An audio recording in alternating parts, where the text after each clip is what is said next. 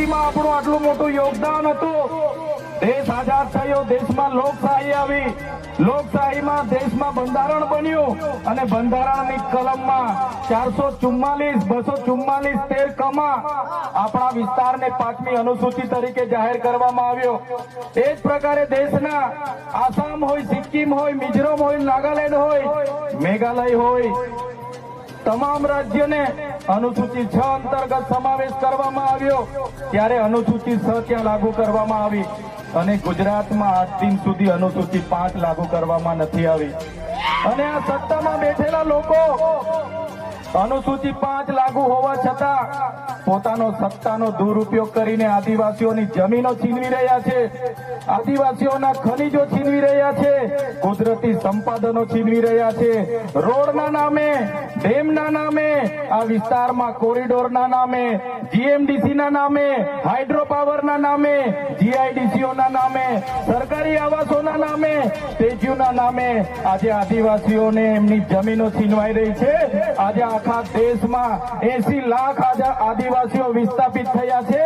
એ આ સરકારો દ્વારા કરેલી દેન છે સાથીઓ। આજે ગુજરાતમાં, આજે દેશમાં 8% આદિવાસીઓ છે। 2011ની વસ્તી ગણતરી પ્રમાણે 11 કરોડથી પણ વધારે દેશમાં આદિવાસીઓ છે। આજે ગુજરાતમાં 15% આદિવાસીઓ છે। 1,25,00,000 આદિવાસીઓ ગુજરાતમાં છે। 29 જાતિઓ ગુજરાતમાં આદિવાસીઓની છે। આજે તમે મને બતાવો કયા ક્ષેત્રમાં આદિવાસીઓ 15% છે, બતાવો મને। તમે સચિવાલયમાં જશો, આદિવાસીઓનું લિસ્ટ તમે માંગજો, તમે હાઈકોર્ટના જજની યાદી જોઈ લેજો, તમે ઇન્ડસ્ટ્રીયલના આપણા આદિવાસીઓને કેટલા લાભો મળ્યા છે જોજો, તમે રિયલ એસ્ટેટમાં આપણા આદિવાસીઓની સંખ્યા જોજો। ત્યારે આઝાદીના 78 વર્ષમાં સરકારોએ માત્ર ને માત્ર આદિવાસી બજેટમાંથી અમૃત મહોત્સવો કાઢે છે, વિકાસ મહોત્સવો કાઢે છે, ગૌરવ યાત્રાઓ કાઢે છે અને પોતાના તાઇફાઓ કરે છે। ત્યારે હવે આપણે બધાએ જાગી જવાનું છે અને આ સરકારને 2027માં ઉખાડીને આપણે ફેંકી દેવાની છે। સાથીઓ, અમે 4 વર્ષ પહેલા જનનાયક બિરસા મુંડાજીની પ્રતિમા ડેડિયાપાડામાં સ્થાપના કરતા હતા અને એમના વિચારોને ઉજાગર કરવા માટે, એમના વિચારોમાંથી આવનારી પેઢી પ્રેરણા લે માટે અમે ત્યાં પ્રતિમા સ્થાપિત કરતા હતા। ત્યારે આ ભાજપના સાંસદ મનસુખભાઈ વસાવા, 3 જિલ્લાની પોલીસ અને એમના આરએસએસ વાળાએ આપણને ત્યાં પ્રતિમા સ્થાપતા અટકાવી દીધા હતા અને પ્રતિમા સ્થાપતા આપણા ઘણા લોકોને ડિટેન કર્યા હતા। 3 જિલ્લાની પોલીસ અમને પકડવા માટે આવી હતી, છતાં આપણે એમનાથી ડર્યા નથી અને બિરસા મુંડાની પ્રતિમા ડેડિયાપાડામાં સ્થાપિત કરી છે। ત્યારે આજે દેશના વડાપ્રધાનને આજે ડેડિયાપાડા આવવું પડે એ આપણા બધાની તાકાત છે। ત્યારે વડાપ્રધાન ડેડિયાપાડા આવે છે ત્યારે લોકોને ભેગા કરવા માટે 500 કરોડ આદિવાસી બજેટમાંથી જોગવાઈ કરવામાં આવી છે, હજારો બસોની વ્યવસ્થા કરવામાં આવી છે અને બધા કર્મચારીઓને એમાં લગાડી દેવામાં આવ્યા છે।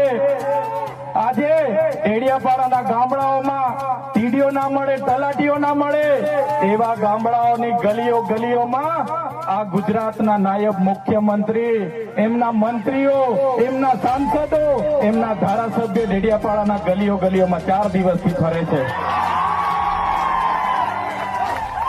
જે લોકો એસી ચેમ્બરોમાંથી બહાર નહોતા આવતા, જે લોકો ગાંધીનગરમાં પડ્યે ફતારીએ રહેતા હતા, એ લોકોને ગામડે ફરતા કરી દીધા।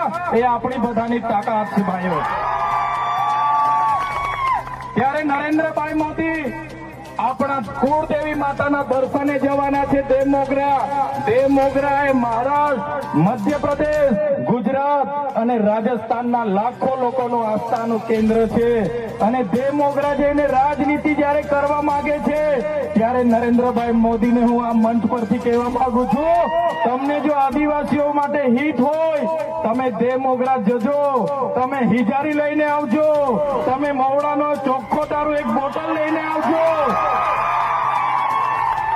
તમે એક મરઘો લઈને આવજો, એક બકરો લઈને આવજો, દર્શન કરીને એની પ્રસાદી કરીને તમે ત્યાં જ જમીને પછી જજો. ત્યારે અમે માનીશું કે તમે આદિવાસીઓના હિતેચ્છુ છો. તમે આદિવાસીઓ માટે આજ દિવસ સુધી તમે 24 વર્ષથી રાજનીતિમાં છો. આગળ મુખ્યમંત્રી હતા, હમણાં વડાપ્રધાન છો. આદિવાસીઓ આજે શિક્ષક માટે આંદોલન કરે છે, શાળા માટે આંદોલન કરે છે, નર્મદાના પાણી માટે આંદોલન કરે છે, પોતાની જમીનો બચાવવા આંદોલન કરે છે, જીએમડીસીઓ હટાવવા આંદોલન કરે છે, જીઆઈડીસીઓમાં રોજગાર માટે આંદોલન કરે છે. ત્યારે નરેન્દ્રભાઈ મોદીજીને કહેવા માંગુ છું, હવે અમે લડેંગે, જીતેંગે, જિંદાબાદ, મુર્દાબાદ, આવેદન નિવેદન કરવા માંગતા નથી. હવે અમે લડવા માંગતા નથી. હવે ધરણા પ્રદર્શન બંધ, હવે આંદોલન બંધ. જો અમારી 5મી અનુસૂચિ, જો અમારા પૈસા, જો અમારી અનામત, જો અમારી 73 એની જમીનોને આવનાર દિવસોમાં જીએમડીસી ના નામે માગશો, માલ સામોદ પ્રોજેક્ટના નામે માગશો, હાઇડ્રો પ્રોજેક્ટના નામે માગશો, અણુ મથકના નામે માગશો, તો અમે આંદોલન નથી કરવાના. અમે નેપાળવાડી કરવા માટે ગાંધીનગર આવવાના છે. અમે નેપાળવાડી કરવા માટે ગાંધીનગર આવીશું. તે દિવસે તમારો ને અમારો સામનો થશે. તે દિવસે ખબર પડશે ઓરિજિનલ આદિવાસીઓ કોણ છે. ત્યારે કેટલાક મીડિયાવાળા મિત્રોએ મને પૂછ્યું, તમારા ડેડિયાપાડામાં નરેન્દ્રભાઈ મોદી આવે છે, તમારું બધું પૂરું થઈ જાય. ત્યારે મેં મીડિયાવાળાને મિત્રોને કીધું, નરેન્દ્રભાઈ મોદી આવીને જાય પછી એમના મિત્ર ડોનાલ્ડ ટ્રમ્પને પણ લઈ આવજો. અમારા લોકોને ક્યાંય ફેર પડવાનો નથી. હવે અમારા લોકો જાગી ગયા છે, અધિકારોની વાત કરીએ છીએ. સંવિધાન અધિકારો અમને આપો, સામાજિક અધિકારો આપો. અમને જે મળેલી અમારા અધિકારોની વાત અમે કરીએ છીએ ત્યારે અમને ખબર પડી ગઈ કે આદિવાસી સમાજ હવે જાગૃત થયો છે. ત્યારે બિરસા મુંડાના રથ જયારે લઈને ફર્યા, એમના મંત્રી તંત્રી મારું નામ લઈને મને ગાળ બોલે કે પેલો ચૈતર વસાવો અહીંયા આવે છે, આમ કરે છે, તેમ કરે છે, ફલાણું કરે છે, ઢીકડું કરે છે. એ મંત્રીઓને પણ કહેવા માંગુ છું, એ પ્રદેશ પ્રમુખને પણ કહેવા માંગુ છું, ચૈતર વસાવાને ગાળ બોલવાથી અમારા આદિવાસીઓનું ઉત્થાન નથી થવાનું. તમે આદિવાસીને ઉત્થાનની વાત કરો. મને ગાળ બોલવાથી અમારા લોકોનો જો વિકાસ થઈ જવાનો હોય તો હું દરરોજ તમારી ઓફિસે તમારી ગાળ ખાવા માટે પણ તૈયાર છું. સાથીઓ, અમે અનંતભાઈ સાથે વિધાનસભામાં લડીએ, રોડ પર લડીએ, સદન પર લડીએ અને આદિવાસીઓની ન્યાયની વાત કરીએ, અધિકારની વાત કરીએ. આ લોકોને ગમતું નથી. અનંતભાઈ પર અનેક કેસ થાય, મારા પર અનેક કેસ થાય, અમને જેલોમાં નાખવામાં આવે, પણ અમે આ સરકારની જેલોથી અમે ડરવાવાળા લોકો નથી, અમે લડવાવાળા લોકો છે. સાથીઓ, આ મંચ પરથી કહેવા માંગીએ છીએ, આ ચૈતર વસાવાને, અનંત વસાવાને જયારે સમાજની જરૂર પડશે, અમે આ ધડ ધરવા માટે પણ તમારી સાથે તૈયાર છે. આ ધડ ધરવા માટે પણ અમે સમાજ માટે તૈયાર છે. એક ગુજરાતના મુખ્યમંત્રી ભૂપેન્દ્રભાઈ પટેલ, એક ગુજરાતના ઉપમુખ્યમંત્રી હર્ષભાઈ સંઘવીની પોલીસમાં પાણી નથી કે આ ચૈતર વસાવા અને અનંત પટેલને હેરેસ કરી શકે. ત્યારે સાથીઓ, જાગવાની જરૂર છે. આગળ ડોક્ટર સાહેબે કીધું, આપણી જે મૂળ સંસ્કૃતિ છે આપણે ભૂલી જાયેલા. આપણો નંદરિયો દેવ, આપણો ગામનો હિમારિયો દેવ, આપણો વાઘ દેવ, ગોવાળ દેવ, આપણો કાળિયો ભૂત, આપણે ધરતી માતાને પૂજનારા, આપણે નદી નાળાને પૂજનારા, આપણે ચંદ્ર અને સૂર્યને પૂજનારા, આપણે પ્રકૃતિના પૂજક તરીકે છે. ત્યારે જન્મ મરણની વિધિ, લગ્નની વિધિ આપણે ભૂલી ચાલ્યા છે. ત્યારે આજે આ લોકો આપણા પર જાતિનો દાખલો માંગે છે, પુરાવા માંગે છે. ભણેલા છોકરાઓને પૂછી લો. સાથીઓ, જે આપણી રીત પરંપરા છે, આપણો જે પહેરવેશ છે, આપણા પૂર્વજો આઝાદી પહેલા ઓળખી કાઢતા હતા. ગોરા અંગ્રેજો આવ્યા, એમના પહેરવેશ, એમની બોલી પરથી આપણા પૂર્વજો જાણી ગયા કે આપણા દુશ્મન છે. આજે તો આપણે એ લોકોની સંસ્કૃતિ અપનાવતા થઈ ગયા, એ લોકોના પેન્ટ શર્ટ પહેરતા થઈ ગયા, એ લોકોના જીન ટી શર્ટ પહેરતા થઈ ગયા, એ લોકોના બૂટ સૂટ આપણે પહેરતા થઈ ગયા.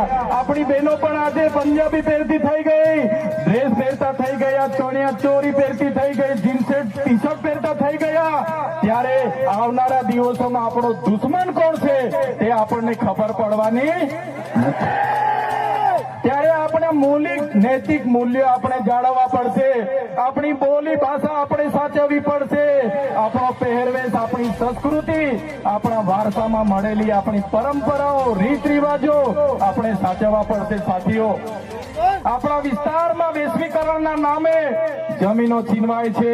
ઔદ્યોગિકરણના નામે જીઆઈડીસી આવી, એમાં જમીનો છીનવાઈ ગઈ. અને તમે જોઈ લો, આજે ધર્માંતરણના નામે આદિવાસીઓને ભોળવામાં આવે છે. આજે શિક્ષણના નામે ધર્મના પ્રચારો થાય છે.